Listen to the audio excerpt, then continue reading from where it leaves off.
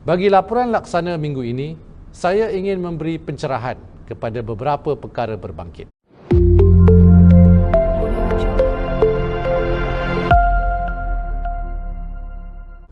Pertama, ada yang keliru mengenai bayaran bantuan prihatin nasional 2.0. Fasa kedua BPN 2.0 dengan nilai 2.38 bilion ringgit telah mula disalurkan bermula 21 Januari 2021.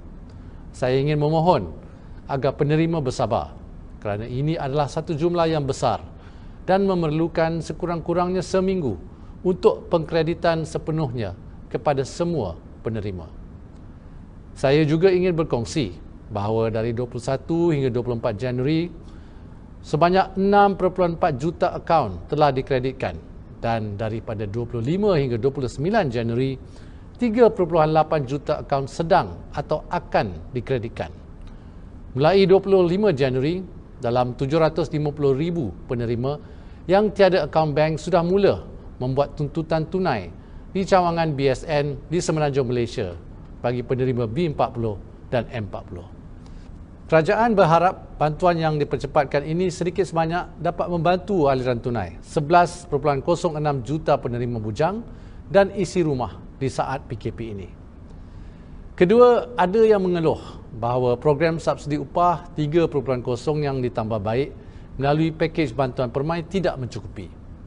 Saya ingin mengulangi bahawa langkah PSU 3.0 ini perlu dilihat bersama bantuan-bantuan lain dan tidak patut dilihat secara bersendirian. Izinkan saya memberi penjelasan.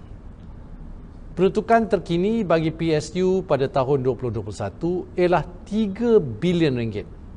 Dengan perluasan skop untuk semua syarikat terjejas PKP, PSU 3.0 akan menerima penambahan peruntukan 500 juta ringgit lagi, menjadikan jumlahnya 1.5 bilion ringgit di bawah permai. Ini adalah penambahan kepada 1.5 bilion ringgit yang diumumkan semasa belanjawan 2021. Ini juga bermakna bahawa program PSU yang diperkenalkan oleh kerajaan bagi tahun 2020 dan 2021 secara keseluruhannya bernilai 20.7 bilion ringgit.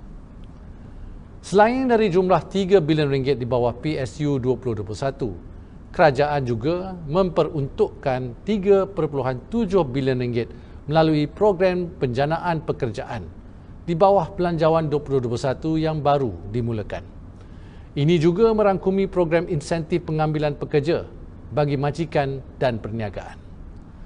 Saya juga ingin mengingatkan bahawa kadar sewa premis perniagaan MARA diturunkan 30%, manakala insentif cukai bagi mereka yang memberikan kemudahan yang sama dilanjutkan kepada semua penyewa perniagaan berbanding hanya penyewa PKS sebelum ini.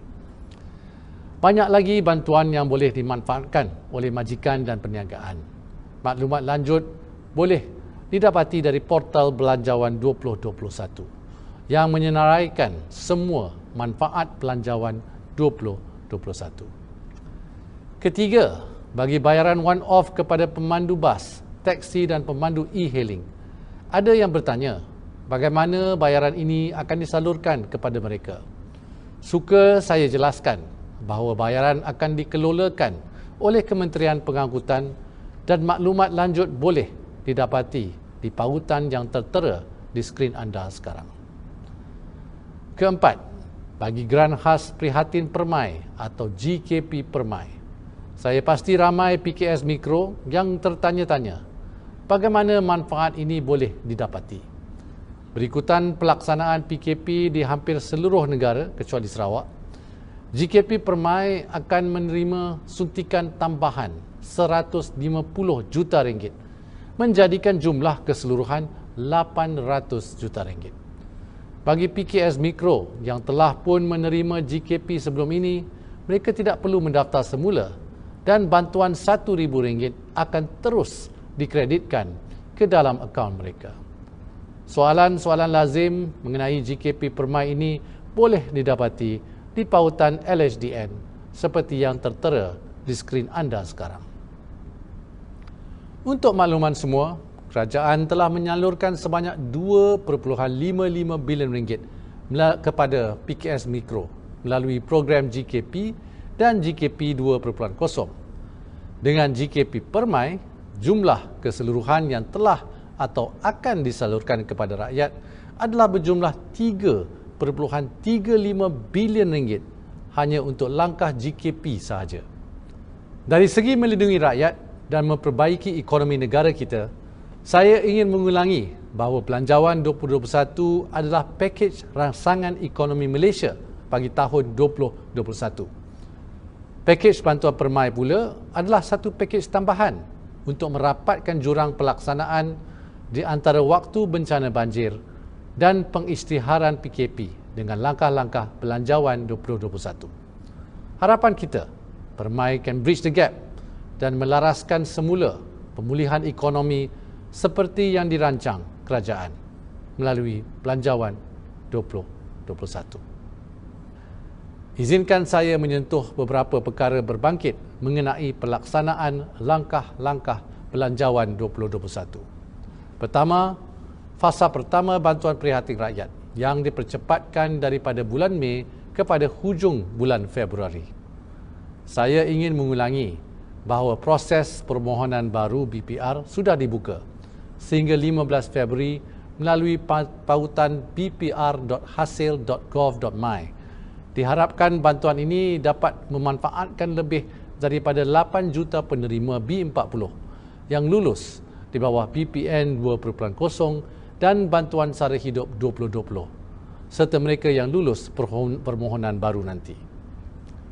Kedua, terima kasih saya ucapkan kepada Kementerian Pendidikan yang bekerjasama rapat dengan Yayasan Hasanah untuk mempercepatkan penyampaian 150,000 komputer riba oleh GLC dan GLIC mulai bulan Februari bagi memastikan anak-anak kita dari keluarga B40 dapat meneruskan pelajaran secara dalam talian walaupun dari rumah. Ini adalah salah satu cara kita memanfaatkan ekosistem kerajaan bagi membantu golongan yang memerlukan.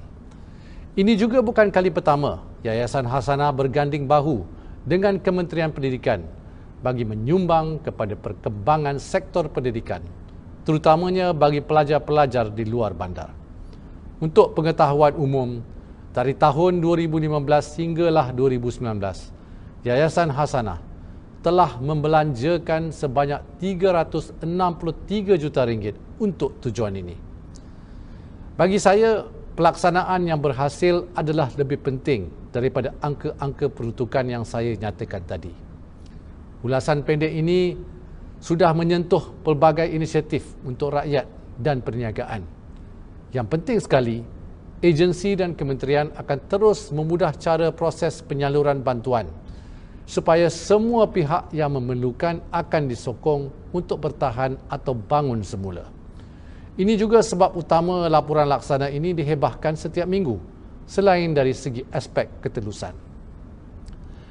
Saya harap para penonton dapatlah pergi ke laman-laman sesawang yang kita tunjukkan seperti agensi-agensi terlibat untuk mengetahui lebih lanjut dan mendaftar untuk menerima bantuan-bantuan ini.